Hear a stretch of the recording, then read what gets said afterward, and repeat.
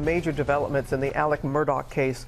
Officials in South Carolina reportedly telling family members that they plan to charge the former attorney in the double murder of his wife and son. Eva Pilgrim joins us with the latest. Good morning, Eva. Good morning, Robin. We spoke with Alex Murdaugh's brother, John Marvin, who told us investigators met with them Tuesday to inform them of their plans to present evidence to a grand jury this week for charges against Alex.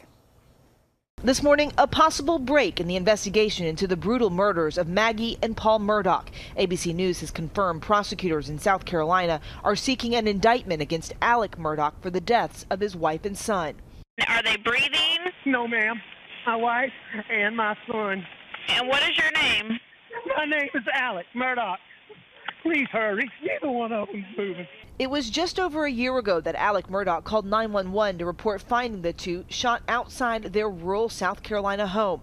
At the time, the Murdaugh family saying Alex was distraught and cooperating with investigators. My brother loved Maggie and loved Paul like nothing else on this earth. I can tell you, he was willing and still is willing to do anything that's asked of him. He wants this solved. The Murdaughs are one of the most prominent legal families in South Carolina. But now, as prosecutors prepare to charge Alex in the death of his wife and son, the South Carolina Supreme Court disbarring him. 54-year-old Murdaugh has long been considered a person of interest, and as details of other alleged criminal conduct have come to light, his image as an upstanding attorney and family man has slowly unraveled. All right. In September, Murdaugh was charged with attempting to stage his own murder, allegedly hiring a distant cousin to shoot him in the head in hopes of earning his surviving son Buster a $10 million insurance payout. He survived the shooting and checked into rehab. He has pled not guilty to the charges. If anyone wants to see the face of what opioid addiction does, you're looking at it. He has since been indicted on a slew of charges accused of stealing money from clients, as well as masterminding a scheme to steal $3 million from an insurance settlement that was meant to go to the sons of Gloria Satterfield, his family's longtime housekeeper who died in a purported trip and fall accident at the Murdaugh home in 2018. Murdaugh pleading not guilty to all of those charges. They were never told of the settlements. They were never told of the court hearings. They were never told of the disbursements. They want answers to know what happened to their money. And Murdaugh is currently behind bars. His attorney saying they will not comment until charges are actually brought against him. John Marvin, his brother, telling us Maggie's family and the Murdaughs remain close. He went on to say, quote, as hard as it may be to hear, we remain united as one family seeking the truth. Robin. Eva, thank you. We're going to bring back our ABC News chief legal analyst, Stan Abrams. There have been so many twists and turns with this. What's your take on this now? So when this first happened, meaning when first his wife and his son die, we view him as a crime victim, right? Guy's a prominent lawyer in town. His family is shot and killed in this horrible incident.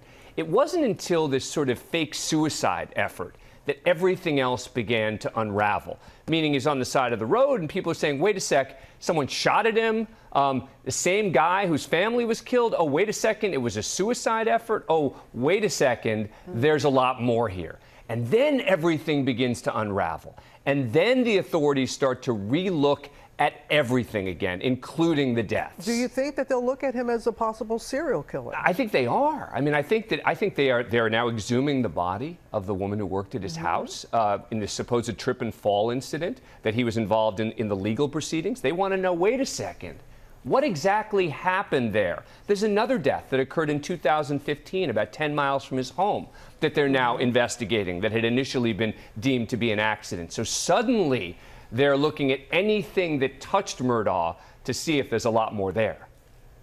Indictment likely? Yeah, if they are presenting evidence to the grand jury, as the family suggests, it is very likely. That means that they believe that they have enough evidence. It is pretty easy for a prosecutor to get an indictment once they present evidence to a grand jury. So if we're at that stage, then I think that you would expect that an indictment would be likely. All right, Dan, as always. Thank you.